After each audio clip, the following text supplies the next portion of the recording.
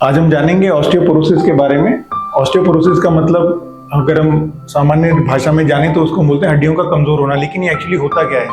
हर चीज़ की एक डेंसिटी होती है। जैसे कि ये लकड़ी है और एक मेटल है। लकड़ी की डेंसिटी मेटल से कम है, ठीक है। Metal is more dense then would. Similarly bone also has a density. जो हड्डी का घनत्व है वो उम्र के साथ और कुछ हार्मोनल फैक्टर्स के साथ और एज और सेक्स के साथ चेंज होता रहता है हमारी जिंदगी में।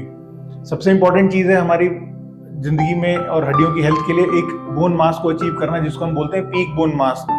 इसका मतलब हमारा मैक्सिमम बोन का जो घनत्व है, जो डेंसिटी है, वो हम लोग अचीव करते हैं लाइफ के फर्स्ट 30 और 40 ईयर्स में, जिसको हम एक पीक बोन मास बोलते हैं। जैसे कि हम अपने बैंक में पैसा डिपॉजिट करते हैं और उस फिक्स डिपॉजिट से इंटरेस्ट लेते हैं, उसी तरीके से जब हम अपना पीक बोन मास अचीव करते हैं तो आफ्टर 40 एंड 50 जब हमारा एज के साथ बोन लॉस होता है तो हम उसी बोन मास में से ही अपना हड्डी का मास लूज करते हैं because of various factors like age and changes in hormones and etcetera.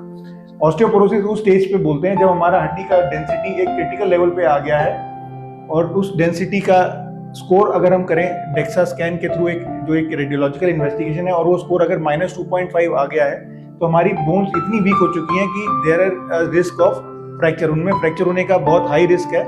और वो फ्रैक्चर कैसे हो सकता है? बिकॉज ऑफ ट्रिवियल इंजरी, सामान्य चोट के कारण या सामान्य फॉल के कारण, जो नॉर्मल सर्कमस्टांसेस में फ्रैक्चर नहीं कॉज करेगा।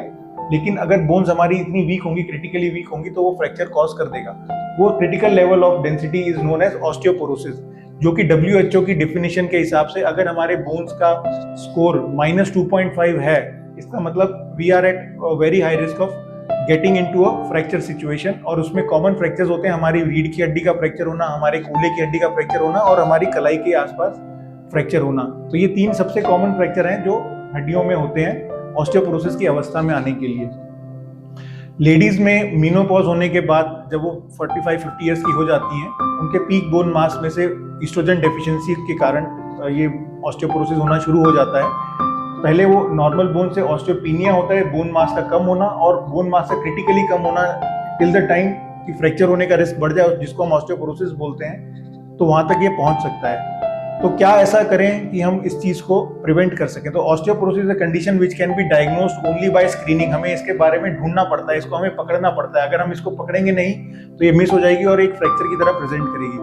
तो women who are more than 50 years of age and who are actually sedentary, leading a sedentary lifestyle, जो बहुत कम काम करती हैं या बहुत ज़्यादा एक्टिव वर्कर्स नहीं है, एक्टिवली काम नहीं करती, तो after 50 years in ladies and 70 years in males, ऐसे पेशेंट्स में हमें स्क्रीन करना चाहिए डेक्सा स्कैन करते हुए for osteoporosis. We should screen for osteoporosis in females who are more than 50 years of age and males who are more than 70 years of age. और अगर हम ये पाते हैं कि ये डेंसिटी -2.5 के आसपास आ चुकी है, तो ऐसे में हम कुछ मेडिकेशंस देते हैं, जो कि ओरल मेडिकेशंस होती हैं, जो कि इंजेक्शंस होते हैं, जो कि बोन को बनाते हैं। तो हमें बोन को रीबिल्ड करना पड़ता है। In addition to that there are certain factors which are very important like exposure to sunlight. हमें सन धूप में निकलना चाहिए, कैल्शियम विटामिन डी के सही लेवल को मेंटेन करना चाहिए, एक्टिव लाइफस्टाइल को मेंटेन करना चाहिए, हेल्दी एक्सरसाइज रूटीन को मेंटेन करना चाहिए।